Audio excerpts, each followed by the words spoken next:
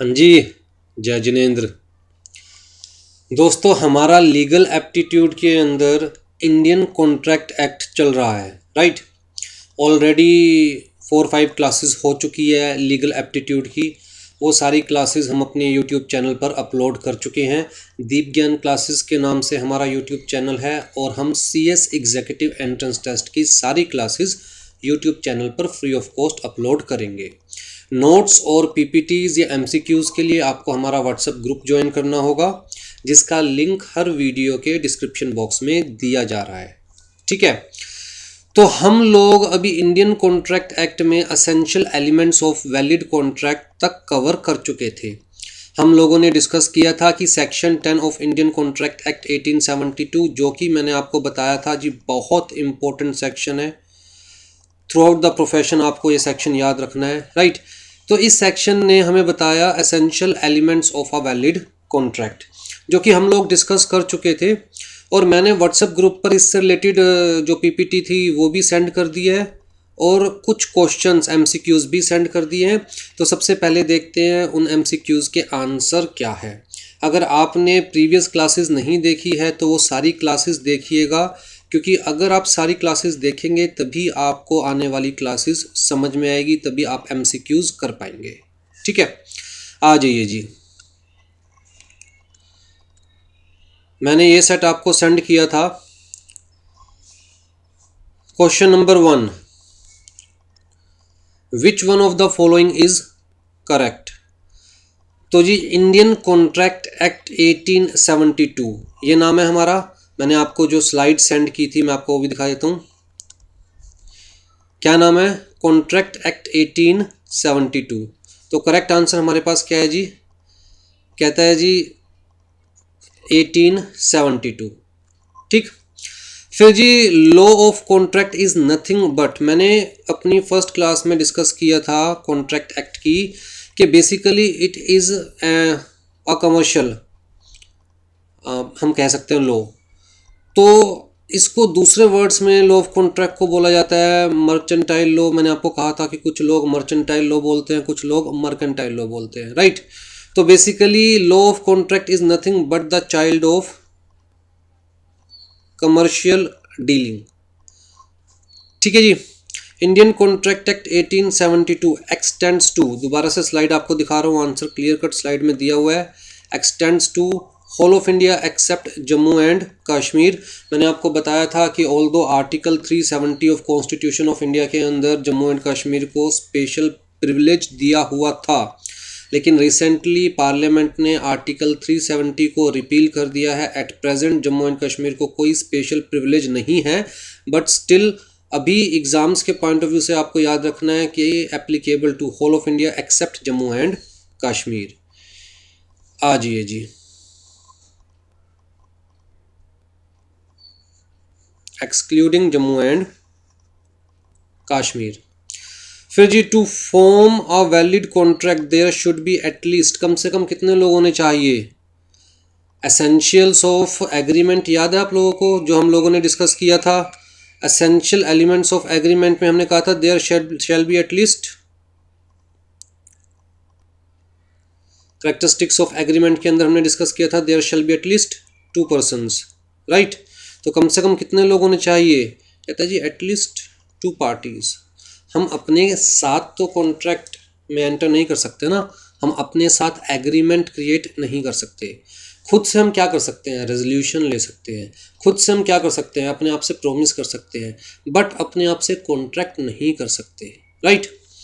हाँ जी, contractual rights and duties are created by, जब हम बात कर रहे हैं कॉन्ट्रैक्चुअल राइट्स एंड ड्यूटीज़, मतलब ऐसे राइट्स और ऐसी duties which are created by contracts. Contractual right and duties का मतलब ऐसे राइट्स ऐसी duties which are created by contracts. और कॉन्ट्रैक्ट्स तो पार्टीज खुद आपस में क्रिएट करती है, तो आर क्रिएटेड बाय पार्टीज, ठीक है। जो हम लोग कॉन्ट्रैक्ट में एंटर करते हैं, किसी लॉ ने तो हमें फोर्स नहीं किया, किसी स्टैट्यूट ने तो हमें फोर्स नहीं किया, गवर्नमेंट ने तो हमें फोर्स नहीं किया। हम अपनी मर्जी से कॉन्ट्रैक्ट में एंटर करते हैं, हम अपनी मर्जी से लीगल राइट्स या ऑब्लिगेशंस क्रिएट करते हैं। तो contractual rights and duties are created by parties. Every contract is an agreement, but every agreement is not a contract. ये भी हम लोगों ने डिस्कस किया था, इस लाइन को भी. Every contract is an agreement. देखिए पहले एग्रीमेंट बनेगा और बाद में ही तो कॉन्ट्रैक्ट बनेगा. क्या है? Offer plus acceptance is equal to promise. Promise plus consideration is equal to agreement.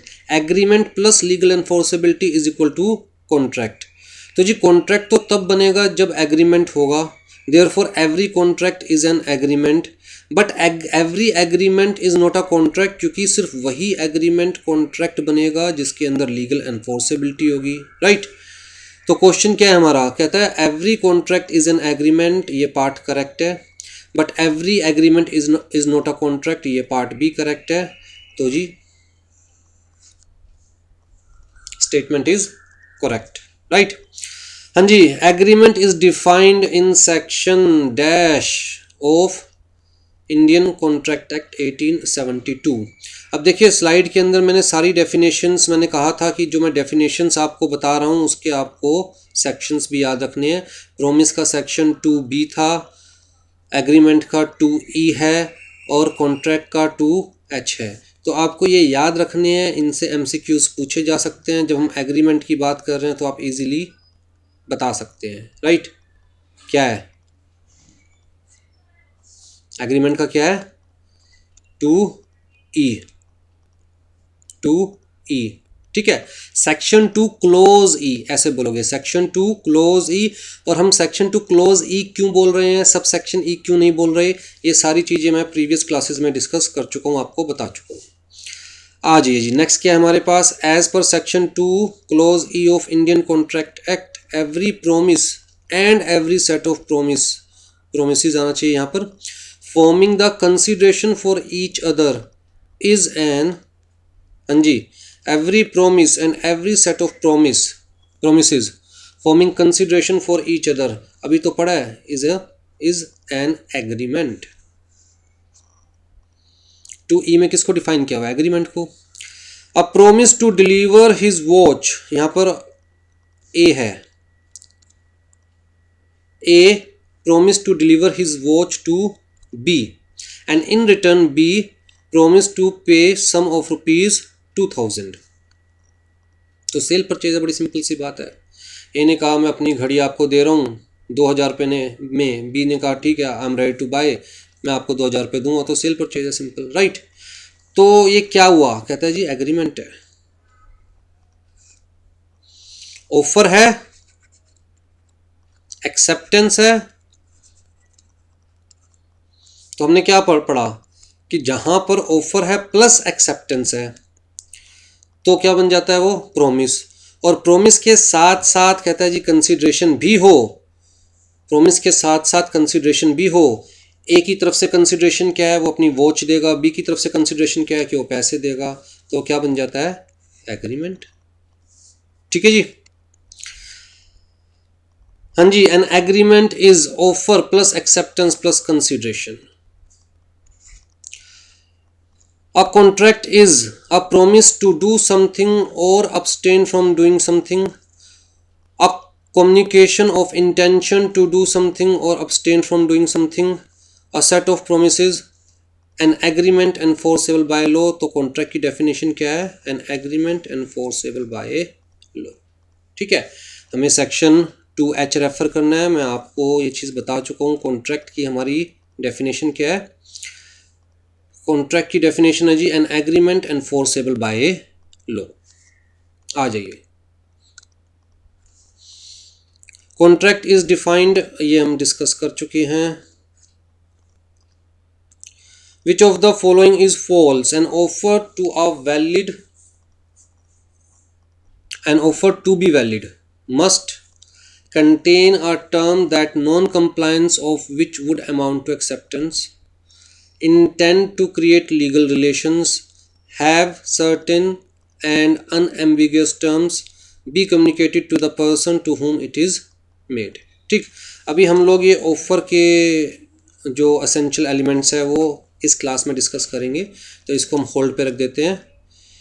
अच्छा, बाकी के क्वेश्चन जितने भी हम होल्ड पे रख रहे हैं, क्योंकि यहाँ पर आपको थोड़ा सा ऑफ़र के बारे में पता होना चाहिए, तभी आप लोग ये कर पाएंगे। ठीक है, तो पहले हम आगे चलते हैं, फिर क्लास के एंड में इन क्वेश्चंस को डिस्कस करेंगे। आ जाइए जी। Essential elements of a valid contract. ठीक, सेक्शन 10 ने हमें क्या कहा, कहता है जी ऑल एग्रीमेंट्स आर कॉन्ट्रैक्ट्स। कौन से एग्रीमेंट्स कॉन्ट्रैक्ट्स हैं?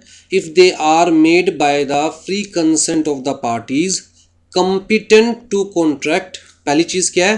Free consent of the parties, मतलब जो ऑफ़र दिया जाएगा, जो एक्सेप्टेंस दी जाएगी, वो सब बिल्कुल फ्री कंसेंट के साथ होनी चाहिए पार्टीज़ की। पार्टीज़ के ऊपर किसी तरह का कोई अनड्यू इन्फ्लुएंस नहीं होना चाहिए। बाय मिस्टेक ऑफ़र या एक्सेप्टेंस नहीं होनी चाहिए। बाय मिस रिप्रेजेंटेशन ऑफ़र या एक्सेप्टेंस नहीं होनी चाहिए। बाय फ्रॉड ऑफ़र या एक्सेप्टेंस नहीं होनी चाहिए। राइट, तो ये सारी चीज़ें पार्टीज़ बिल्कुल अपनी मर्जी से करे, म्यूचुअल अंडरस्टैंडिंग के साथ करे, सोच कर समझ कर एग्रीमेंट में एंटर करे। दूसरी चीज़ क्या है जी? कॉम्पिटेंट टू कॉन्ट्रैक्ट, मतलब parties must be competent to contract. Parties minor नहीं होनी चाहिए, पार्टीज़ अनसाउंड माइंड की नहीं होनी चाहिए, और party shell not B abstained from entering into the contract by the law, मतलब लॉ ने उन पार्टीज़ को किसी कॉन्ट्रैक्ट में एंटर करने के लिए मना नहीं कर रखा। For a lawful consideration, consideration shall be lawful and consideration shall be meaningful. चांद तारे तोड़ लाऊंगा is not a meaningful consideration, जिसकी परफॉर्मेंस पॉसिबल ही नहीं है, वो कंसिडरेशन वैलिड कंसिडर नहीं की जाएगी। विद अ लॉफुल ऑब्जेक्ट, मतलब आप कभी भी कोई भी कॉन्ट्रैक्ट क्रिएट करेंगे तो कॉन्ट्रैक्ट का ऑब्जेक्ट लॉफुल होना चाहिए, किसी इलीगल पर्पस के लिए, किसी को हर्ट करने के लिए, अपोज टू पब्लिक पॉलिसी अगर आपका ऑब्जेक्ट है तो दैट इज़ वॉइड कॉन्ट्रैक्ट, मतलब लॉ की नज़रों में उस कॉन्ट्रैक्ट की कोई एग्जिस्टेंस नहीं है। And are hereby expressly declare to be void. ठीक है, and not hereby expressly declare to be void, मतलब कुछ ऐसे कॉन्ट्रैक्ट्स, कुछ ऐसे agreements specifically Indian contract act में दिए हुए हैं जिन्हें वॉइड डिक्लेयर किया गया है। और वॉइड का मैं वर्ड मीनिंग आपको प्रीवियस क्लासेस में समझा चुका हूँ। वॉइड का मतलब कुछ भी ऐसा which is having no legal existence in the eyes of law, law की नज़रों में जिसकी कोई लीगल एग्जिस्टेंस नहीं है। इसका मतलब अगर कोई एग्रीमेंट वॉइड है तो वो कभी कॉन्ट्रैक्ट नहीं बन सकता। अगर कोई कॉन्ट्रैक्ट वॉइड है तो उसको लेकर आप कोर्ट में नहीं जा सकते अगेंस्ट अदर पार्टी। ठीक है, आ जाइए जी। तो essential elements of a valid contract हम लोग स्लाइड में दोबारा से एक बार मैं स्लाइड दिखा दूँ, हम लोग समझ चुके हैं कि जी सबसे पहली चीज़ तो हमें क्या देखना है कि ऑफर और जो एक्सेप्टेंस है, valid offer and valid acceptance. Right, फिर intention to create legal rights and obligations, parties की इंटेंशन होनी चाहिए to create legal rights and obligations, इसके बिना तो एग्रीमेंट कॉन्ट्रैक्ट बन ही नहीं सकता। Lawful consideration, legal competency of the parties, genuine and free consent between the parties, lawful objects and not oppose to public policy, meaningful terms, मतलब जो भी टर्म्स एंड कंडीशंस है या जो भी कंसिडरेशन है दैट शैल नॉट बी वेग and possible performance. चांद तारे तोड़ लाऊंगा, तुझे मैं दुनिया की सैर करवाऊंगा, बेसिकली जिसकी परफॉर्मेंस पॉसिबल नहीं है, ऐसी कंसिडरेशन को लो कंसिडरेशन नहीं मानता। ठीक है, आ जाइए जी। अब हम बात करते हैं ऑफ़र की कि एक्चुअल में ऑफ़र क्या होता है और उसके क्या क्या वैलिड एसेंशियल एलिमेंट्स हैं जो दिमाग में रखने हैं। हाँ जी, ऑफर और प्रपोजल एंड एक्सेप्टेंस। तो सबसे पहले हमारा क्या देखना है? ऑफर। कहता है one of the early step in the formation of the contract lies in arriving at an agreement between the contracting parties by the means of an offer and acceptance। सबसे पहला तो यही है ना कि कोई ऑफर देगा, दूसरा उसे एक्सेप्ट करेगा। कोई ऑफर देगा, दूसरा उसे एक्सेप्ट करेगा, तो उन दोनों के बीच में क्या क्रिएट हो गया? प्रॉमिस। तो सबसे पहला स्टेप क्या है? Offer and acceptance. Thus when one party the offerer, जो ऑफर दे रहा है उसे क्या बोलते हैं? Offerer. Makes are definite proposal, definite लिखा हुआ है। डेफिनेट का मतलब क्या है कि एग्जैक्टली पता हो, देने वाले को भी पता हो कि मैं ऑफर में सामने वाले को क्या ऑफर कर रहा हूं, और लेने वाले को भी पता हो कि एक्चुअल में मुझे क्या ऑफर मिला है। तो terms and conditions of the offer shall be definite, shall not be vague. Right. Proposal, when one party makes a definite proposal to another party, और जिसको प्रपोजल दिया जाता है उसे बोलते हैं ऑफरी। राइट। ऑफरर जो प्रपोजल दे रहा है, ऑफरी जिसको प्रपोजल मिल रहा है। And the offeree accepts it in its entirety, इसको मैं हाईलाइट कर रहा हूँ, इन इट्स एंटायरिटी।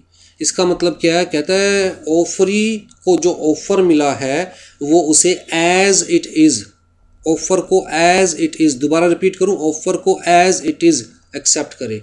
अगर वो ऑफर को एज इट इज एक्सेप्ट नहीं कर रहा है तो इसका मतलब उसने ऑफर एक्सेप्ट नहीं किया, उसने रिजेक्ट कर दिया। ठीक है, जैसे बड़ा सिंपल सा एग्जांपल देता हूं, मान के चलते हैं मिस्टर ए मिस्टर बी को ऑफर दे रहे हैं। क्या ऑफर दे रहे हैं कि मिस्टर ए अपनी बाइक 20,000 रुपीज़ में सेल करने के लिए तैयार है। ठीक है, तो ऑफर दी मिस्टर बी को, मिस्टर बी ने ऑफर एक्सेप्ट करी बट विद द कंडीशन कि वो 20,000 पे नहीं करेंगे। Mister B is ready to buy the bike for 19,000। तो इन्होंने एक्सेप्टेंस दी, but this acceptance is conditional acceptance. Conditional acceptance मतलब क्या हुआ, मिस्टर बी ने offer as it is accept नहीं करी। जो चीज़ इंपॉर्टेंट होती है ना, मैं उस पर टाइम लेता हूँ और स्पेसिफिकली लिखता हूँ टाइम लेने के लिए, ताकि वो आपके दिमाग में बैठ जाए, जो चीज़ एमसीक्यू के पॉइंट ऑफ व्यू से इंपॉर्टेंट होती है। Mister B has not accepted offer, मैं वर्ड हाईलाइट कर रहा हूं, एज इट इज, जैसा ऑफर था वैसा का वैसा एक्सेप्ट नहीं किया, बल्कि इन्होंने कंडीशनल एक्सेप्टेंस दी। तो मान के चला जाएगा, यहां से ये मान के चला जाएगा, it means mister B has rejected the offer. तो conditional acceptance is basically rejection of the offer. ठीक है, तो ये मान के चला जाएगा कि मिस्टर बी ने उस ऑफर को रिजेक्ट कर दिया। Mister B has given new offer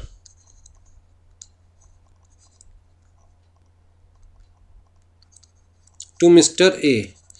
अब ये मान के चला जा रहा है कि एक्चुअल में मिस्टर बी ने मिस्टर ए को ऑफर दिया है, एक्चुअल में मिस्टर बी ने मिस्टर ए को ऑफर दिया है कि मिस्टर बी मिस्टर ए की बाइक 19,000 में परचेज करने के लिए तैयार है। ठीक है, तो इस केस में ये मान के चला जा रहा है कि मिस्टर बी ने मिस्टर ए का ऑफर 20,000 वाला रिजेक्ट कर दिया। मिस्टर बी ने अपनी तरफ से ऑफर दिया मिस्टर ए को कि वो 19,000 में परचेज करने को तैयार है। Now it depends upon mister A whether he will accept the offer और नॉट। और मिस्टर ए क्या हो गया यहाँ, ऑफरी। अब उनके हाथ में है कि whether he will accept the offer और नॉट। तो जी इस टाइप के केस को क्या बोला जाता है, काउंटर ऑफर। काउंटर ऑफर, इस टाइप के केस को क्या बोला जाता है, काउंटर ऑफर। मतलब मिस्टर बी ने मिस्टर ए को काउंटर ऑफर दे दिया, और मिस्टर ए के हाथ में उसे एक्सेप्ट करे या ना करे। राइट, तो जी offer shall be accepted by the offeree as it is in its entirety and without any qualification, बिना इफ बट किंतु परंतु लगाए। There is the meeting of mind of the parties in the same sense on the same subject matter at the same time, जिसको हमने कहा था consensus एडिदम। कहां पढ़ा था ये हमने, कहता है जी कैरेक्टरिस्टिक्स ऑफ एग्रीमेंट में। कैरेक्टरिस्टिक्स ऑफ एग्रीमेंट में consensus ad idem, matching of mind on the same subject matter at the same time in the same sense. ठीक है, आ जाइए जी। And a contract comes into being assuming that all the other elements are also present.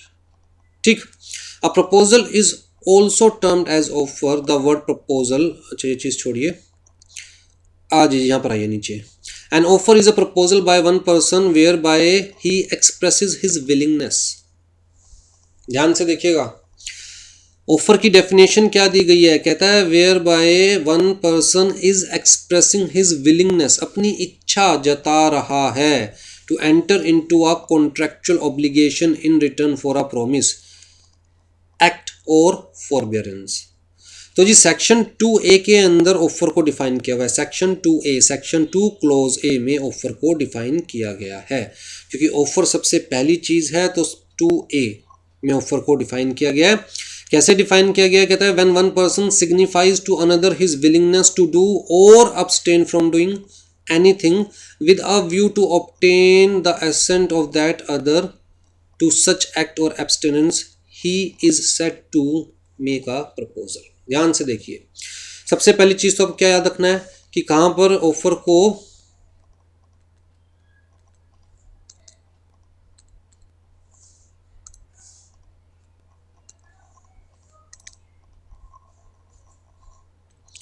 मैं actually next page लेना चाह रहा हूं।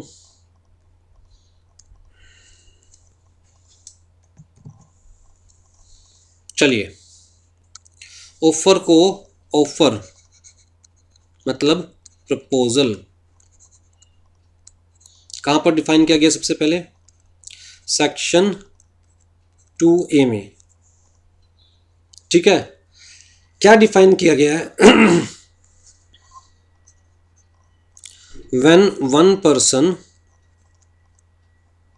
signifies his willingness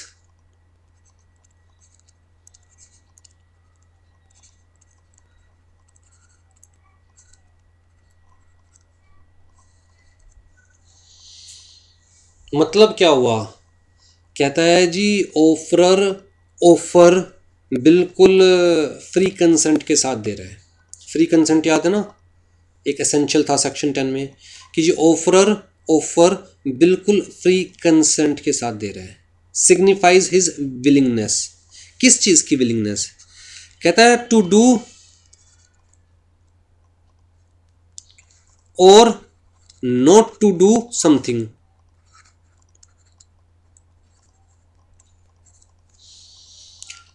तो जी ऑफरर दूसरे बंदे को कह रहा है कि मैं आपके लिए कुछ करना चाहता हूं या कुछ नहीं करना चाहता। तो जी सामने वाले के लिए कुछ करना भी ऑफर है और कुछ ना करना भी ऑफर है। कुछ ना करना भी ऑफर है। कैसे? मैं कह रहा हूं जी, मैं सामने वाले को ऑफर दे रहा हूं कि मैं अपनी बाइक उसे 20,000 रुपये में सेल करना चाहता हूं, देना चाहता हूं।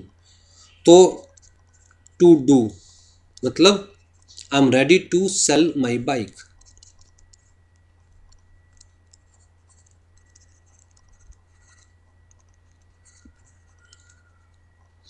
अब दूसरा आता है नॉट टू डू,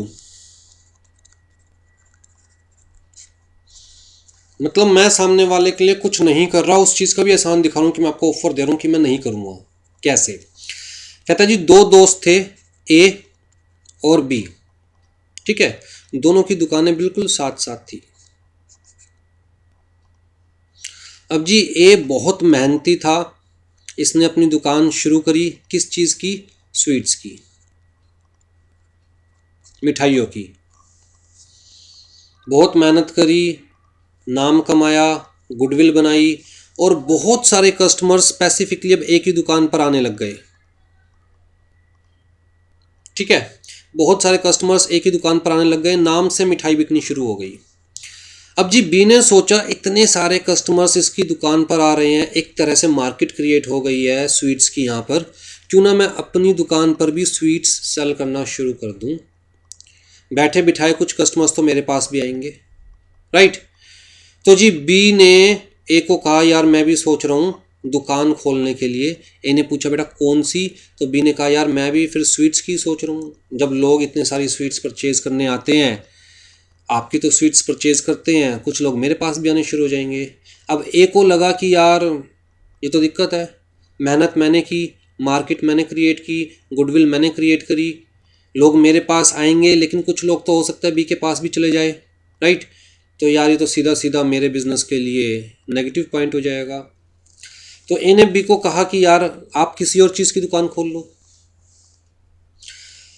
अब बी के दिमाग में एक बात आई, बी ने कहा ठीक है मैं स्वीट्स की दुकान नहीं खोलूंगा, नॉट टू डू, नहीं करूंगा, मैं स्वीट्स की दुकान नहीं खोलूंगा अगर आप मुझे 10,000 रुपीज़ पर मंथ देते रहे तो। ये बी की तरफ से ऑफर था कि आई will not open sweets shop if you are ready to pay me 10,000 rupees per month for that. अब जी ये ए के हाथ में था, उसे जज करना था कि इसकी दुकान खोलने की वजह से 10,000 रुपये से ज़्यादा का नुकसान होगा या कम का नुकसान होगा। अगर ए को लगता है यार 10,000 रुपये से ज़्यादा का नुकसान होगा तो वो बी को कहेगा चल ठीक है, आई एम रेडी टू पे 10,000 rupees per month to you, but you shall not open this shop. ठीक है, एटलीस्ट स्वीट्स की शॉप ओपन नहीं करनी है आपको, कोई और अगर करना चाहो तो आप कर सकते हो। ठीक, अच्छा एक चीज़ और मैं यहाँ पर बता दूँ आपको कि अगर हम लोग कहते हैं रिस्ट्रिक्शंस की बात करते हैं हम लोग, तो जो रिस्ट्रिक्शंस हैं those restriction shall be reasonable. कायदे से ए बी को ये नहीं कह सकता, ऐसा कोई ऑफर नहीं क्रिएट हो सकता कि आप काम ही नहीं करोगे, आप दुकान खोलोगे ही नहीं। ये तो कंप्लीट रिस्ट्रिक्शन हो गई which is not allowed as per Indian contract act. हाँ, रीजनेबल रिस्ट्रिक्शन इज अलाउड, मतलब ए बी को कह सकता है कि आप स्वीट्स की दुकान नहीं खोलोगे। इस पॉइंट को याद रखिएगा, माइंड में आगे जाके काम आएगा। ठीक है, तो यहाँ बी की तरफ से ऑफर क्या था, I will not open my shop as sweets shop. ठीक है, but for that you have to pay me 10,000 rupees per month. तो कुछ करना भी ऑफर हो सकता है, कुछ ना करना भी ऑफर हो सकता है। हाँ जी, विलिंगनेस टू डू और अब्सटेन, अब्सटेन का मतलब not to do, with the view to obtaining the assent of such other, with the view to obtaining the assent of such other, मतलब अगर कोई किसी को ऑफर दे रहा है, अगर ए बी को ऑफर दे रहा है या बी ए को ऑफर दे रहा है, कहता है ऑफर देते हुए दिमाग में ये रहना चाहिए कि सामने वाला हमारी बात सुने, हमारी बात समझे और उसके बाद रिएक्ट करे। अगर मेरी इंटेंशन ऐसी नहीं है तो इसका मतलब मैं ऑफर नहीं दे रहा हूँ, I am simply giving a mayor statement, I am simply issuing a mayor statement, right. Offer का मतलब ही तभी आता है ना जब हम चाहते हैं कि सामने वाला हमारी बात सुने, हमारी बात समझे और रिएक्ट करे। अगर मैं ऐसे ही भीड़ में खड़ा होकर कुछ भी बोल रहा हूँ, मतलब मेरी इंटेंशन नहीं है कि कोई सुने ना सुने, बस मुझे बोलना है, तो कायदे से I am not giving the offer, मैं तो सिर्फ सिंपल स्टेटमेंट दे रहा हूँ, राइट। तो simple statement is not an offer, simple statement is not an offer. सामने वाला उसे एक्सेप्ट कर भी ले तब भी मैं बाउंड नहीं हूँ, क्योंकि वो स्पेसिफिकली इस इंटेंशन से नहीं दी गई थी स्टेटमेंट कि सामने वाला उसे ऑफर कंसीडर करे। ठीक है, जैसे कि 4 दोस्त बैठे हुए थे, ए बी सी डी, तो जी ए ने ऑफर दी सी को, किस चीज के लिए, कार के लिए। ए ने कहा कि मैं अपनी कार आपको 1 लाख रुपीज में दे दूंगा। यहां ए ने तो ऑफर दी स्पेसिफिकली सी को इस इंटेंशन के साथ कि सी उसकी बात सुने, समझे और रिएक्ट करे। अब ये बीच में बी बैठा हुआ था बड़बोला, बी फॉर बड़बोला, एवं हर चीज में टांग अड़ाने की आदत है। तो भैया बी ने कहा 1 लाख रुपए में, अरे 1 लाख रुपए में तो मैं भी अपनी कार दे दूंगा, 1 लाख रुपए में तो मैं भी अपनी कार दे दूंगा। अब बी ने बेसिकली ये ऑफर नहीं दी थी, यहाँ बी की इंटेंशन नहीं थी कि कोई उसकी बात सुने, समझे और उस पर रिएक्ट करे। बी को तो बस कुछ भी बोलने से मतलब था। तो जो ए ने दिया उसे तो ऑफर कंसीडर किया जाएगा, लेकिन जो बी ने दिया उसे मेयर स्टेटमेंट, सिर्फ स्टेटमेंट कंसीडर किया जाएगा, और जो मेयर स्टेटमेंट है that is not an offer.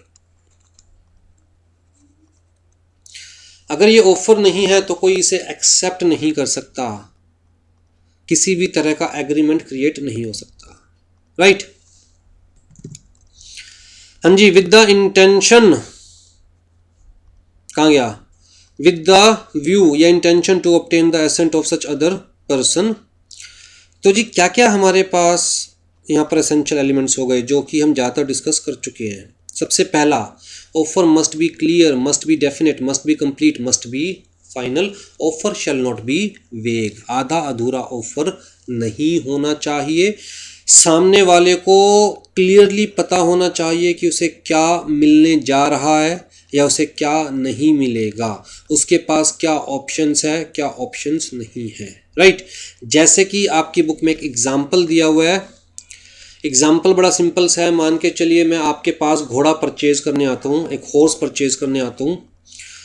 आप मुझे कहते हैं यार 10,000 रुपये का है मेरा घोड़ा, तो मैं आपको कह रहा हूँ कि ठीक है, अगर आपका घोड़ा रेस में जीत गया, मतलब मैं आपके घोड़े को रेस में दौड़ाऊँगा, अगर आपका घोड़ा रेस में जीत गया तो मैं आपको 10 छोड़ो 11,000 रुपये दूंगा। लेकिन अगर आपका घोड़ा रेस में नहीं जीता तो इसका मतलब यार इतनी वैल्यू नहीं है घोड़े की, फिर मैं सिर्फ 8,000 रुपये दूंगा, राइट। अब जी आपको 11 मिलेंगे या 8 मिलेंगे, किस चीज़ पे डिपेंड करता है? कहता लक पे। जुआ है, घोड़ा हो भी सकता है रेस जीत जाए, हो भी सकता है रेस हार जाए। किस चीज़ पे डिपेंड कर रहा है? लक पे। कहता है यहाँ सर्टेनिटी नहीं है, the offer is not definite, पता ही नहीं सामने वाले को 8 मिलेंगे 11 मिलेंगे, सर्टेनिटी नहीं है, राइट। और कोई भी ऐसी मतलब कंटीजेंट इवेंट भी नहीं है जो सर्टेन है कि होगी या नहीं होगी। कहता है ये तो प्योरली लक पे डिपेंड करता है। लो इस टाइप के ऑफर को नहीं मानता। लो कहता है भैया सामने वाले को एग्जैक्टली पता होना चाहिए कि किस सिचुएशन में उसको क्या मिलने वाला है। अब जी घोड़ा जीतेगा या हारेगा ये completely depends upon the luck, depends upon the destiny, और लो लक या डेस्टिनी को कंसिडर नहीं करता, ठीक है। कहता it is too vague and is not binding. Offer must be communicated to the offeree, बहुत इंपॉर्टेंट है। कहता है ऑफर सामने वाला तभी एक्सेप्ट कर सकता है जब सामने वाले को ऑफर मिला हो। ऑफर सामने वाला तभी एक्सेप्ट कर सकता है जब सामने वाले को ऑफर मिला हो। अगर सामने वाले को ऑफर मिला ही नहीं तो वो एक्सेप्ट कैसे करेगा? अब जी एक थे मिस्टर लाला, बड़ी मोटी पार्टी थे, ठीक है। इनका एक बेटा था 4 साल का।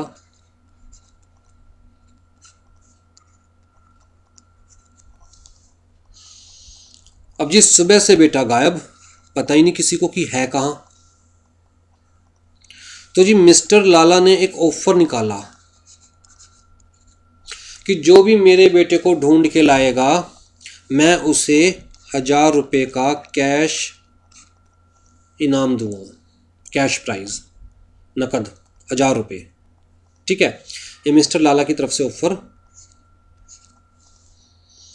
अब जी शाम को इवनिंग में जो मिस्टर लाला का सर्वेंट था वो भाई साहब छत से उतरते हैं नीचे, और इनके साथ वो बेटा भी होता है। वो छत से नीचे उतरते हैं और इनके साथ मिस्टर लाला का बेटा भी होता है। बेसिकली हुआ नहीं था वो बेटा, वो सर्वेंट के साथ ऊपर खेल रहा था। सर्वेंट खाने पीने का सामान ऊपर ही ले गया था, वहीं पर ही उसको खिला पिला रहा था, खेल रहा था, वहीं पर ही सुला दिया। शाम को जब वो उठा तो सर्वेंट उसे लेकर नीचे आया, ठीक है। अब जी जब सर्वेंट नीचे लेकर आया, मिस्टर लाला को बताया, तो सर्वेंट को किसी ने कहा कि यार मिस्टर लाला ने तो ऑफर दी थी कि जो मेरे बेटे को ढूंढ के लाएगा उसे 1,000 रुपये का इनाम मिलेगा, और तू मिस्टर लाला के बेटे को लेके आया है तो 1,000 रुपये का इनाम तुझे मिलना चाहिए। तो जी सर्वेंट भागा भागा मिस्टर लाला के पास गया कि जी मेरा इनाम दो 1,000 रुपये का। तो इन भाई साहब ने एक तो खिंचा के थप्पड़ रखा उसके कि बिना बताए बच्चे को पूरे दिन से तू ऊपर लेके बैठा हुआ है छत पर, हमारी यहाँ जान निकल गई, हम लोग पुलिस में कंप्लेंट करवा रहे हैं, हम लोग पर्चे बंटवा रहे हैं कि कोई ढूंढ के लाएगा तो उसे 1,000 रुपये का इनाम मिलेगा, और ऊपर से तू इनाम मांगने वास्ते आ गया। तेरी वजह से सारी प्रॉब्लम्स क्रिएट हुई, ऊपर से तुझे इनाम भी चाहिए। तो मिस्टर लाला ने कहा यह ऑफर तेरे लिए नहीं था। तो जी सर्वेंट गया कोर्ट में। सर्वेंट ने कहा देखिए मिस्टर लाला ने ऑफर निकाला, वैलिड ऑफर था। अब जी मैं बच्चे को ढूंढ लाया तो इसका मतलब मैंने उस ऑफर को एक्सेप्ट कर लिया, तो हमारे बीच में एग्रीमेंट हो गया। तो जी मुझे मेरे पैसे दिलवाइए 1,000 रुपये। कोर्ट ने कहा कि बेटा क्या आपको ये ऑफ़र मिला था जब बच्चा आपके पास था? सर्वेंट कह रहे हैं नहीं मुझे तो नहीं पता चला। कोर्ट कहता है जो चीज़ आपके पास कम्युनिकेट ही नहीं हुई, जो ऑफ़र आपको पता ही नहीं चला, उसे एक्सेप्ट कैसे किया आपने? तो here acceptance of offer is missing. Acceptance of offer is missing. कहता है जब एक्सेप्टेंस ही नहीं हुई तो एग्रीमेंट काहे का, प्रोमिस काहे का। तो जी ऑफर सामने वाला तभी एक्सेप्ट कर सकता है जब सामने वाले के पास ऑफर हो, उसे वो ऑफर मिल चुका हो। अगर ऑफर मिलने के बाद सर्वेंट बच्चे को ढूंढने जाता और तब बच्चा पाता सर्वेंट को, फिर मान के चला जाता कि वैलिड एक्सेप्टेंस है। लेकिन जब ऑफर मिला ही नहीं सर्वेंट को, तो बेटा कौन सी एक्सेप्टेंस। तो तुम्हारे बीच में कोई प्रॉमिस क्रिएट नहीं हुआ, कोई एग्रीमेंट नहीं हुआ, कोई कॉन्ट्रैक्ट नहीं हुआ, और आपका इस 1000 रुपये के प्राइस पर कोई हक नहीं है, राइट। तो offer must be communicated to the offeree and offer becomes effective only when it has been communicated to the offeree so as to give him an opportunity to accept और reject the offer.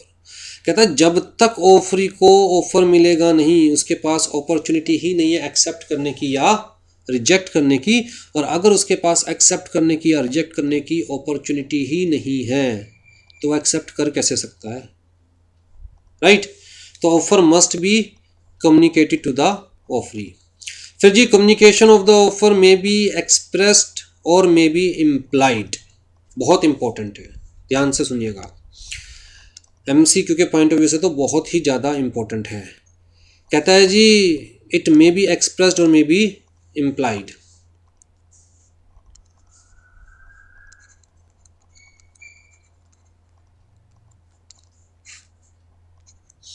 Sorry acceptance नहीं, offer. अभी acceptance तो बाद में आएगा।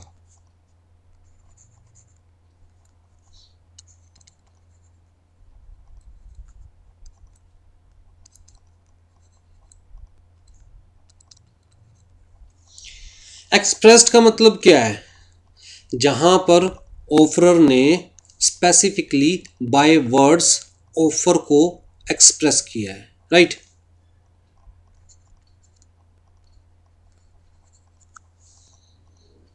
Expressed by words, ठीक है। ये जो वर्ड्स हैं, कहता है जी may be oral may be written.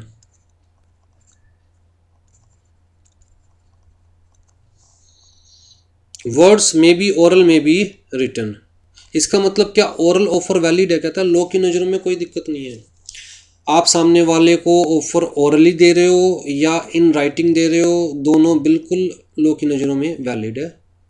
हाँ, ओरल ऑफर के केस में वो अलग बात है कि आपको कोर्ट में प्रूव करना मुश्किल हो जाता है कि ऑफर आपने दिया था और क्या ऑफर दिया था, लेकिन अगर आप प्रूव कर देते हो तो वो ऑफर बिल्कुल वैलिड है, ओरल ऑफर भी बिल्कुल वैलिड है।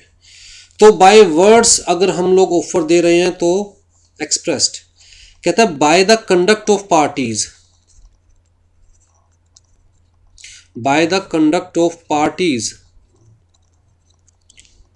अगर ऑफर दिया जा रहा है तो that is implied, means by act. कैसे जी, कहता है बैंक्स ने एटीएम लगा रखे हैं, अब वहां पर क्या कोई बैंक का बंदा खड़ा है जो कि चिल्ला चिल्ला के ऑफर दे रहा है कि आइए हमारे एटीएम से पैसे निकालिए? नहीं लगा रखे, ऐसा कोई बंदा किसी भी एटीएम पर नहीं खड़ा। लेकिन बैंक ने जो एटीएम्स लगा रखे हैं वो बैंक की तरफ से इम्प्लाइड ऑफर है that you can take the benefit of such ATM, you can use the facility of that ATM subject to terms and conditions, ठीक है। तो वहां पर बैंक ने ना तो वर्ड्स से लिखा हुआ कि यूज अवर एटीएम, ना ही वर्ड से बोल रहा ओरली बंदा वहाँ खड़ा होकर कोई कि हमारा एटीएम यूज़ कीजिए, लेकिन फिर भी उसे इम्प्लाइड ऑफर कंसीडर किया जाएगा। आप डीटीसी की बस आती है बस स्टैंड पर, तो कंडक्टर चाहे चिल्लाए या ना चिल्लाए, ऑफर दे या ना दे, अगर बस स्टैंड पर आकर बस रुकी है तो इसका मतलब डीटीसी आपको ऑफर दे रही है that yes you can travel in the bus, you can board the bus, right, by paying fare, by paying rent which is applicable as per your journey. Simple सी बात है, ठीक है। तो वहाँ पर चाहे कोई चिल्ला के ऑफर नहीं दे रहा, लेकिन बस को बस स्टैंड पर लाने का मतलब क्या है कि भैया बस सर्विस प्रोवाइडर ऑफर दे रहा है कि you can use the bus by paying the applicable fare, ticket लो, मौज लो, बैठो और एंजॉय करो, राइट।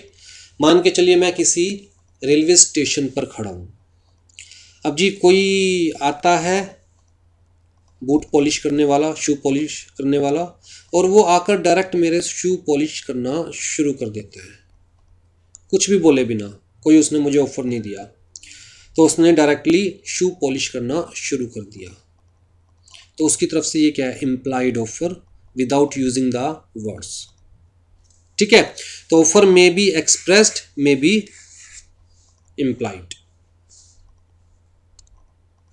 लो की तरफ से दोनों ही वैलिड है।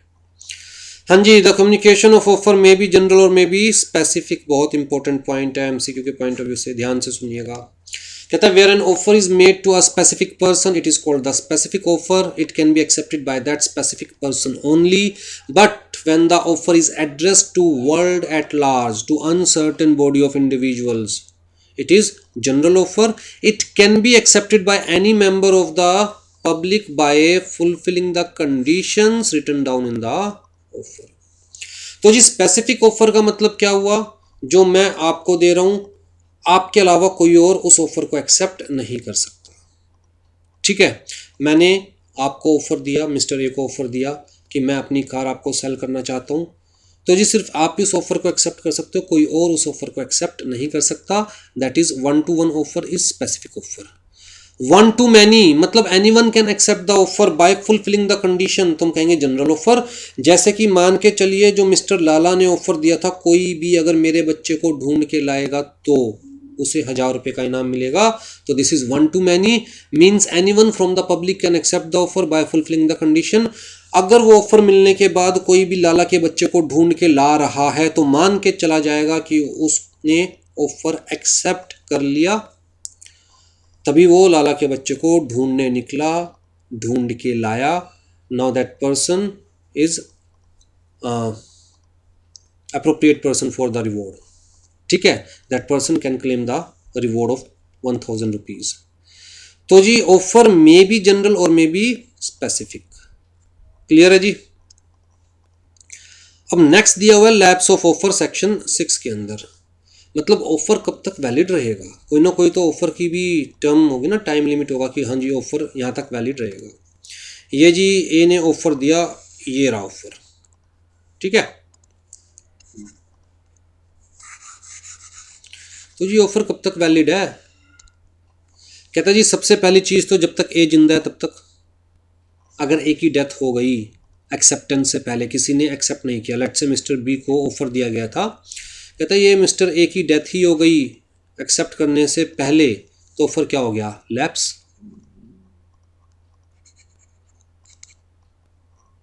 लैप्स का मतलब खत्म हो गया। ठीक है, अगर मान के चलो जिसको ऑफर दिया गया था उसकी डेथ हो गई, तो ऑफर क्या हो गया, लैप्स। तो जी ऑफरर या ऑफरी की डेथ हो जाती है बिफोर द एक्सेप्टेंस, तो भैया ऑफर क्या हो गया, लैप्स। अगर ऑफर में कोई स्पेसिफिक टाइम दिया हुआ था कि you can accept the offer within 4 days, कोई स्पेसिफिक टाइम दिया हुआ था, वो टाइम खत्म हो गया, तो ऑफर क्या हो गया, लैप्स। राइट। अगर मान के चलिए ऑफर वॉइड हो गया due to change in some government policy, some regulations, तो ऑफर क्या हो गया, लैप्स, खत्म। मान के चलिए ए ने बी को कहा कि मैं आपको 30,000 पर ग्राम सोना देने के लिए तैयार हूँ, पर 10 ग्राम पर तोला, 30,000 पर 10 ग्राम सोना देने के लिए तैयार हूँ। ठीक है, और ऑफर एक्सेप्ट करने से पहले, इससे पहले कि बी ऑफर एक्सेप्ट करता, गवर्नमेंट ने पॉलिसी ला दी कि private sale of gold is not allowed, no one can sell the gold privately, सिर्फ गवर्नमेंट ही गोल्ड सेल कर सकती है। तो ये ऑफर क्या हो गया, वॉइड हो गया। लोगों की नज़रों में अब इस ऑफर की कोई वैलिडिटी नहीं है, तो ऑफर क्या हो गया, लैप्स हो गया। ठीक है, अगर बी ने स्पेसिफिकली ऑफर को रिजेक्ट कर दिया एक बार, तो ऑफर क्या हो गया, लैप्स हो गया। बी ने अगर काउंटर ऑफर दे दिया, हमने ऊपर पढ़ा ना काउंटर ऑफर के बारे में, कि एज इट इज एक्सेप्ट नहीं किया, अपनी तरफ से कुछ टर्म्स एंड कंडीशंस लगा के दे दी, तो कहता है काउंटर ऑफर की केस में ऑफर क्या हो गया, लैप्स हो गया। तो वही सारी चीजें यहां पर बताई हुई है। कहता है if it is not accepted with in the time specified. अच्छा कमाल की बात देखिए, जब हम बात कर रहे हैं कॉन्ट्रैक्ट एक्ट की, जो कि लगभग हर तरह के कॉन्ट्रैक्ट से डील करता है, जो कि हर तरह के कॉन्ट्रैक्ट का बेसिक फाउंडेशन, बेसिक स्ट्रक्चर बता रहा है, और दुनिया में हज़ारों तरह के कॉन्ट्रैक्ट्स हो सकते हैं, तो क्या ये पॉसिबल है कि हर कॉन्ट्रैक्ट के केस में रीजनेबल टाइम डिफाइन किया जाए? The answer is no. तो कॉन्ट्रैक्ट एक्ट के अंदर कोई भी रीजनेबल टाइम डिफाइन नहीं किया हुआ। या तो पार्टी खुद बताए कि जी 4 दिन के अंदर अंदर, 5 दिन के अंदर अंदर ऑफर एक्सेप्ट करना पड़ेगा, otherwise offer will be lapsed. या फिर लोग कह रहे हैं कि it must be accepted with in the reasonable time, but what is the reasonable time? कहता है it is not defined in contract act. तो जी क्या होगा reasonable time? As per the court, depending upon case to case. हर case में court decide करेगी कि क्या टाइम रीजनेबल था या नहीं था। जैसे एक केस में मैंने एक कंपनी के शेयर्स के लिए अप्लाई किया, कंपनी ने 6 मंथ्स के बाद मुझे अलॉट किया शेयर। तो मैं कोर्ट में गया, मैंने कहा भैया अब मैं क्या करूँ इन शेयर्स का? शेयर्स के रेट डेली बेसिस पर चेंज होते हैं, कोई टाइम पीरियड होना चाहिए कि हाँ 5 दिन में, 7 दिन में, 10 दिन में कंपनी मुझे अलॉट करे। 6 महीने बाद अगर कंपनी मुझे अलॉट करे तो मैं क्या करूँ इन शेयर्स का? तो कोर्ट ने कहा कि यस, 6 मंथ्स को हम इस केस में रीजनेबल टाइम कंसिडर नहीं किया जा कर सकते। तो जो मैंने ऑफर दिया था कंपनी को, माना गया कि वो लैप्स हो चुका है और कंपनी अब मुझे अलॉट नहीं कर सकती, company can not accept that offer. ठीक है, तो reasonable time depends upon case to case. तो if the offer is not accepted with in the time specified by the offeror और with in the reasonable time, ठीक है जी, तो offer shall be lapsed. If it is not accepted in the mode prescribed, जिस mode में सामने वाले ने कहा था कि आपको एक्सेप्ट करना पड़ेगा, अगर उस मोड में मैंने एक्सेप्ट नहीं किया तो वो ऑफर, मतलब वो प्रॉपर एक्सेप्टेंस कंसिडर नहीं की जाएगी और मान के चला जाएगा ऑफर इज लैप्स्ड। ठीक है, जैसे मैं बैंक में जाता हूँ, बैंक मुझे ऑफर दे रहा है किस चीज़ की, कि हमारे यहाँ पर सेविंग अकाउंट होता है जी, जिसके अंदर हम लोग 3% इंटरेस्ट देते हैं। हमारे यहाँ पर रेकरिंग अकाउंट खोला जा सकता है, जिसके अंदर हम लोग 6% इंटरेस्ट देते हैं। हमारे यहाँ पर एफडी ओपन की जा सकती है, जिसके अंदर जी इतने टाइम के लिए 8% इंटरेस्ट है, इतने टाइम के लिए 8.5% इंटरेस्ट है। ये सारे बैंक ने मुझे ऑफ़र दिए। अब जी अगर मैं इसमें से कोई ऑफ़र एक्सेप्ट करना चाहता हूँ, मान के चलिए मैं सेविंग अकाउंट ओपन करना चाहता हूँ बैंक में, तो बैंक ने कहा ठीक है ये फॉर्म आप फिल करके दे दीजिए। तो बैंक ने स्पेसिफिकली मोड प्रिस्क्राइब किया कि भैया जब तक आप ये फॉर्म फिल करके नहीं दोगे तब तक आपकी तरफ से एक्सेप्टेंस नहीं मानी जाएगी, हमारे बीच में कोई एग्रीमेंट, कोई कॉन्ट्रैक्ट कंसिडर नहीं किया जाएगा। तो जी जहां ऑफरर ने मोड स्पेसिफाई किया है, that must be accepted with in the specified mode, otherwise मान के चला जाएगा ऑफर आपने एक्सेप्ट नहीं किया, ऑफर इज लैप्स्ड। ठीक है, अगर कोई मोड स्पेसिफाई नहीं किया हुआ तो with using some reasonable manner, within some reasonable manner, right. तो जी मान के चलते हैं, केस बताता हूं मैं आपको। 2 दोस्त थे,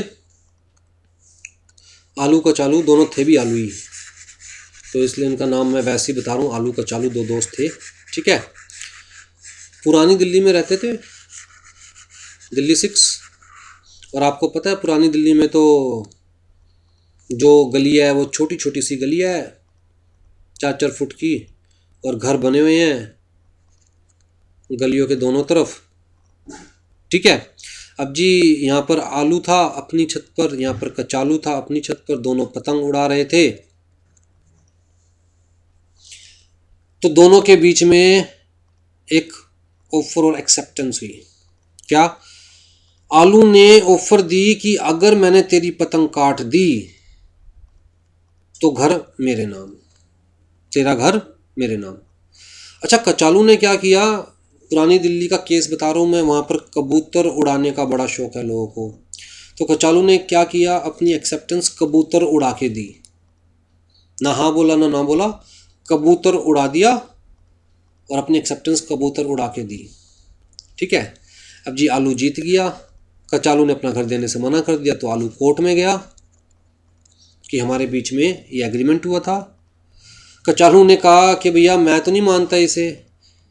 तो कोर्ट ने कहा कि क्या आपने एक्सेप्ट किया था? कचालू ने कहा मैंने कबूतर उड़ाया था। कोर्ट ने कहा कबूतर उड़ा के एक्सेप्टेंस देना is not a reasonable acceptance at this point of time, आज की डेट में at least, right.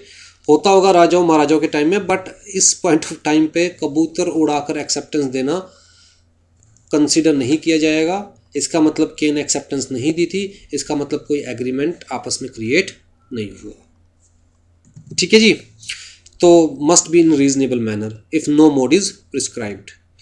The offeree rejected it by distinct refusal, offeree ने क्लियर कट मना ही कर दिया, मुझे नहीं चाहिए तेरा ऑफर, ऑफर खत्म। एक बार मना कर दिया दोबारा एक्सेप्ट नहीं कर सकता जब तक सामने वाला दोबारा ऑफर ना दे। याद रखना, एक बार ऑफरी ने मना कर दिया तो जब तक सामने वाला दोबारा ऑफर ना दे एक्सेप्ट नहीं किया जा सकता। एक बार मना कर दिया मतलब खत्म ऑफर। हाँ जी, आइदर द ऑफरर और the offeree dies before the acceptance. कहता है acceptor fails to fulfil a condition precedent to an acceptance. जैसे मान के चलिए कि मिस्टर ए ने अपने बेटे को कहा कि अगर आप CS फाउंडेशन या फिर ये एग्जीक्यूटिव एंट्रेंस टेस्ट एक बारी में क्लियर कर लेंगे तो मैं आपको बाइक दिलाऊंगा। अगर वो क्लियर ही नहीं कर पाया तो ऑफर ख़त्म हो गया ऑलरेडी, राइट, लैप्स हो गया। हाँ जी, काउंटर ऑफर के बारे में मैं आपको बता चुका हूँ। आ जाइए जी, revocation of offer by the offeror. मतलब अब हम बात कर रहे हैं कि ऑफरर अपना ऑफर कब वापस ले सकता है। ऑफरर अपना ऑफर कब तक वापस ले सकता है। लैप्स होना एक अलग चीज़ है। लैप्स का मतलब बाय लॉ वो ऑफर ख़त्म हो गया, सामने वाला एक्सेप्ट नहीं कर सकता। रिवोकेशन का मतलब ए ने जो ऑफर दिया है वो ऑफर कब तक वापस ले सकता है।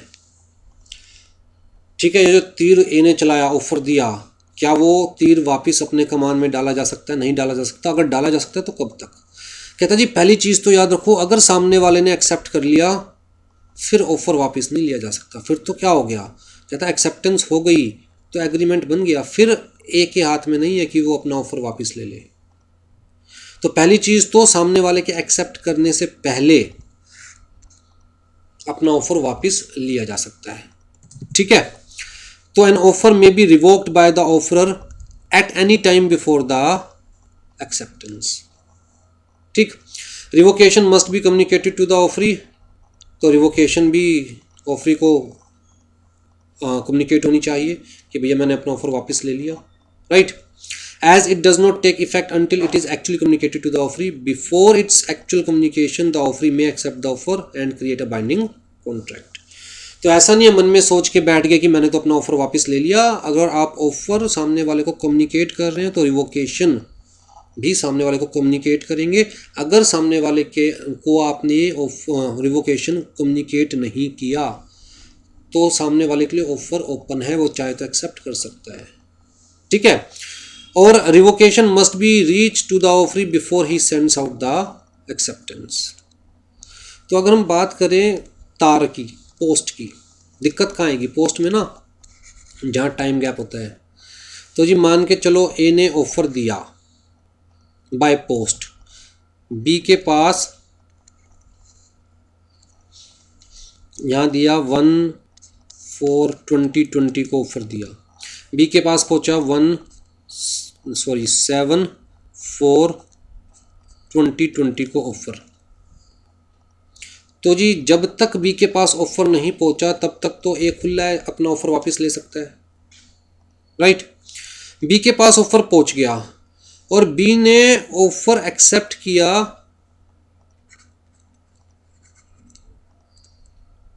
कहता है जी 14/4/2020 को। कैसे एक्सेप्ट किया? By post.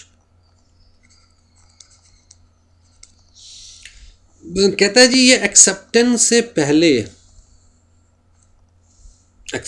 पहले offer can be revoked by A. एक बार बी ने एक्सेप्ट कर लिया और पोस्ट डाल दी, पोस्ट मेल कर दी, फिर ए के हाथ में कुछ नहीं है। तो जी ये एक्सेप्टेंस से पहले ए अपना ऑफर रिवोक कर सकता है। कंडीशन ये है कि ए बी को इन्फॉर्म कर दे कि जी मैंने अपना ऑफर रिवोक कर लिया। अगर बी को ये नहीं पता कि ए ने अपना ऑफर रिवोक कर लिया तो बी के लिए ऑफर अभी भी ओपन है। ठीक है, An offer to keep open for specific time is not binding unless it is supported by consideration। बहुत इंपॉर्टेंट पॉइंट है, हाईलाइट कर रहा हूं।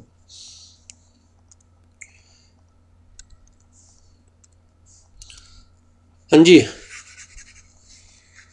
अब देखिए मिस्टर ए एक प्रॉपर्टी डीलर के पास जाते हैं। किसके पास जाते हैं?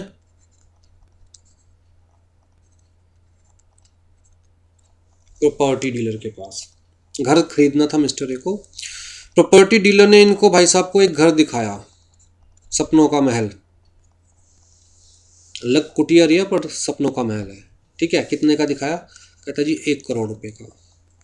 मिस्टर ए ने कहा प्रॉपर्टी डीलर को, यार 2-3 दिन सोचने का टाइम दीजिए, मैं आपको 3 दिन में अपना डिसीजन कम्युनिकेट कर दूंगा। 2-3 दिन मुझे सोचने का टाइम दीजिए। प्रॉपर्टी डीलर ने कहा ठीक है भाई, अपना टाइम लो। अब जी 3 दिन बाद मिस्टर ए प्रॉपर्टी डीलर के पास जाता है। प्रॉपर्टी डीलर को कहता है मुझे आपका ऑफर मंजूर है। प्रॉपर्टी डीलर ने कहा भाई वो तो मैं बेच खाया घर, आपके सपनों का महल मैंने किसी और को सेल कर दिया क्योंकि मुझे 5 लाख रुपए एक्स्ट्रा मिल रहे थे। 1 करोड़ 5 लाख रुपए दे रहा था सामने वाला, मैंने बेच दिया। मिस्टर ए को बड़ा गुस्सा आया कि आप कैसे बेच सकते हो, जब मैंने आपको कहा था कि मुझे 3 दिन चाहिए तो 3 दिन तो आपको रुकना चाहिए था। तो प्रॉपर्टी डीलर ने कहा भैया मैं तेरा नौकर थोड़ी ना हूँ, जो रुका रहूँगा 3 दिन, मुझे अच्छी डील मिली, मैंने एक्सेप्ट कर ली। मिस्टर ए कोर्ट गए कि जी मुझे प्रॉपर्टी डीलर से आज की डेट में 1 करोड़ 5 लाख का वो घर है, तो मुझे प्रॉपर्टी डीलर से 5 लाख का क्लेम दिलाइए। प्रॉपर्टी डीलर को वो घर मेरे लिए रोक के रखना चाहिए था, हमारे बीच में बात हुई थी 3 दिन प्रॉपर्टी डीलर वेट करेगा मेरी एक्सेप्टेंस का या रिजेक्शन का। कोर्ट ने कहा देखिए जी यहां पर ना 2 अलग अलग सिनेरियो है।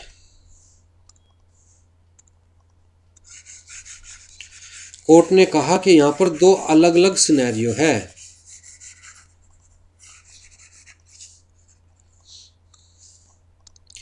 एक है ऑफर बाय प्रॉपर्टी डीलर, किसको? मिस्टर ए को। ऑफर किस चीज का? Offer for home. कितने का? 1 करोड़ रुपए का। ठीक है। दूसरा है ऑफर बाय ए। किस चीज का? कहता है किसको? बी को। किस चीज का? कहता है जी टाइम का, कि जी मुझे आप ये घर, बी को प्रॉपर्टी डीलर है यहाँ पर, आप ये घर 3 दिन तक रोक के रखोगे। ठीक है। आप कोर्ट में केस ये वाला लेके आए हो कि आपने प्रॉपर्टी डीलर को कहा था कि 3 दिन तक घर रोक के रखोगे। कोर्ट ने पूछा कि 3 दिन तक घर रोक के रखने के नाम का आपने प्रॉपर्टी डीलर को क्या दिया? कहता ये अलग चीज है। जो प्रॉपर्टी डीलर ने आपको ऑफर दी थी कि घर 1 करोड़ रुपए का, वो अलग चीज है, वो मैटर अलग है, ये मैटर अलग है।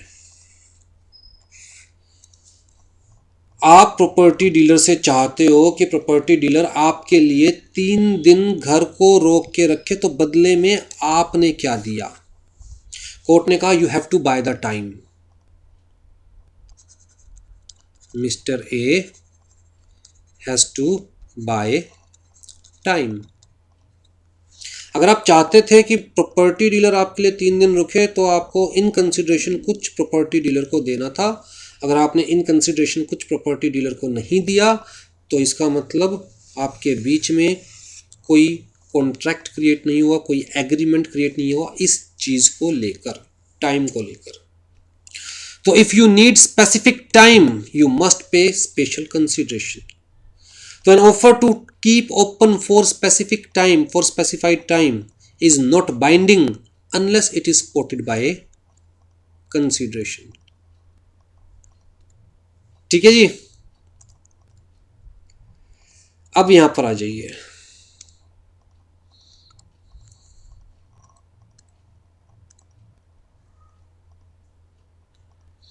अब क्वेश्चन नंबर 13 देखिए। Which of the following is false? An offer to be valid must contain a term the non-compliance of which would amount to acceptance. एक एक पॉइंट समझते जाइए। कहता है जी कोई भी ऑफर के अंदर ऐसी टर्म नहीं होनी चाहिए कि अगर आपने जवाब नहीं दिया तो मैं हाँ मानूंगा। सोच के देखो कि मैं मेट्रो स्टेशन पर गुलाब का फूल लेकर खड़ा हूं और जो भी लड़की आती है सबको मैं ऑफर देता हूं, सबको बोलता हूं आई लव यू, ठीक है। और अगर वो लड़की मुझे पागल समझकर बिना कुछ बोले आगे निकल जाती है तो मैं कहता हूं देख ना नहीं किया इसका मतलब हाँ है। मतलब एक दिन में कितनी गर्लफ्रेंड बनने वाली है मेरी। हर लड़की को मैं कह रहा हूं कि आई लव यू और वो बिना कुछ बोले आगे निकल जाती है पागल समझकर, तो मैं कहता हूं ना नहीं किया तो इसका मतलब हाँ है। कहता है ऑफर में ऐसी कोई टर्म नहीं होनी चाहिए कि भैया अगर आपने मना नहीं किया तो मैं हाँ समझूंगा, ठीक है। सामने वाले को मना करने की ऑप्शन होनी चाहिए ऑफर में। तो जी दिस इज नॉट करेक्ट। फिर अगला, intended to create legal relation, offer must be to be valid must be intended to create legal relation, ठीक है जी। कहता है जी have certain and unambiguous terms, ठीक है जी, बिल्कुल सामने वाले को पता होना चाहिए कि ऑफर में उसे क्या मिल रहा है, तो offer must be certain, terms must be unambiguous, बिल्कुल क्लियर होनी चाहिए। Be communicated to the person to whom it is made, ठीक है जी। जब तक सामने वाले को ऑफर कम्युनिकेट नहीं करोगे वो एक्सेप्ट नहीं कर सकता। तो हमारे पास फॉल्स क्या है, तो आंसर क्या हो गया ए। हाँ जी, over a cup of coffee in a restaurant X invites Y to dinner at his house on Sunday. तो एक्स ने वाई को इनवाइट किया, एक्स ने वाई को ऑफर दिया कि हमारे घर आइए डिनर पर संडे को। वाई ने एक मतलब डिनर पे जाने के लिए टैक्सी हायर करी, एक्स के घर पहुंचा, बट उस दिन किसी वजह से एक्स अपना प्रॉमिस परफॉर्म नहीं कर पाया, मींस उस दिन एक्स ने वाई को डिनर नहीं करवाया, ठीक है। घर में कोई भी प्रॉब्लम होगी तो जी वाई एक्स के अगेंस्ट केस करने के लिए कोर्ट में पहुंच गया कि भैया मैंने टैक्सी हायर की थी, 1000 रुपये टैक्सी वाले को दिए आने जाने के नाम के, और घर पर जाकर मुझे डिनर भी नहीं करवाया, तो मेरे ये 1000 रुपये मिस्टर एक्स से वापस दिलवाइए। Can Y recover any damages from X, the answer is no. I think मैं बहुत डीपली प्रीवियस क्लासेस में समझा चुका हूँ कि सोशल या डोमेस्टिक एग्रीमेंट्स के केस में माना जाता है that parties do not intend to create legal rights and obligations, और जहां इंटेंशन ही नहीं होती लीगल राइट्स या ऑब्लिगेशंस क्रिएट करने की वहां एग्रीमेंट कॉन्ट्रैक्ट में कन्वर्ट नहीं हो सकता, ठीक है जी। Which one of the following is the best statement about the Indian contract Act. It is an exhaustive code containing the entire law of contract, गलत। हमने डिस्कस किया था कि Contract Act is not exhaustive, सब कुछ नहीं दे रखा है इसके अंदर, राइट। इसका पार्ट ए जो है, पार्ट 1 जो है वो तो सिर्फ जनरल प्रोविजन से डील कर रहा है, और part C specific type of contract जैसे कि बेलमेंट है, प्लेज है, एजेंसी है, इनके साथ डील कर रहा है। कहता है जैसे सेल ऑफ गुड्स एक्ट है, सेल परचेज ऑफ गुड्स है तो उसके लिए हमारे पास सेल ऑफ गुड्स एक्ट है, पार्टनरशिप है तो पार्टनरशिप एक्ट है, इमूवेबल प्रॉपर्टी की सेल परचेज के लिए हमारे पास इमूवेबल प्रॉपर्टी एक्ट है, ट्रांसफर प्रॉपर्टी एक्ट, राइट। तो basically this is not complete law dealing with all aspects of the every kind of contract, ठीक। तो this statement is false. It is an act to amend certain parts of the law relating to contract, ये तो इसका preamble ही है, discuss कर चुके हैं हम। It is an act to define certain parts of the law relating to contracts and contains only the general principle of the contract. कहता है not only the general principles of the contract, कुछ specific contracts के लिए तो इसमें principles दिए हुए हैं, जैसे कि एजेंसी से रिलेटेड है, बेलमेंट से रिलेटेड है, प्लेज से रिलेटेड है। It is not an exhaustive code containing the entire law of contract being act to define and amend certain part of the law relating to contract, तो ये भी ठीक है जी। अब ये भी ठीक है और बी भी ठीक है, तो ज़्यादा ठीक कौन सी है? कहता है ज़्यादा ठीक ही है, क्योंकि इसमें दोनों चीज़ है कि ना तो कॉन्ट्रैक्ट एक्ट एग्जॉस्टिव है और प्रियम्बल भी दिया हुआ है इसके अंदर, तो ज़्यादा ठीक क्या है, ये वाला। तो आंसर क्या होगा, डी। ठीक है, तो जहां पर दो ऑप्शन आपको ठीक लगे वहां पर आपको देखना ज़्यादा ठीक कौन सी है, जहां दो ऑप्शन आपको गलत लगे वहां पर देखना ज़्यादा गलत कौन सा है। Which of the following is a contract, कहता है A engages B for certain work and promises to pay such remuneration as shall be fixed, B does the work. ये तो स्पेसिफिक कॉन्ट्रैक्ट है ही। कहता है जी A and B promise to marry each other again, this is not a contract. कायदे से law की नज़र में ये कॉन्ट्रैक्ट नहीं है, राइट। Domestic agreements. कहता है A takes a seat in public vehicle, this is not a contract. A invites B to card public to a card party, this is not a contract. For binding contracts both parties to the contract must agree upon the same thing in the same sense, ठीक है जी। Put the offer and counter offer, stipulate their individual offer, agree with each other, तो this is correct. Agree with each other is general, although this is also correct, agree with each other, but this statement is very general statement, whereas this is specific statement, agree upon the same thing in the same sense, right? So this should be the right option. Which of the following has correct sequence, कहता है जी पहला offer, फिर acceptance, फिर consideration, फिर, तो आपको ये slide याद रखनी है उसके लिए।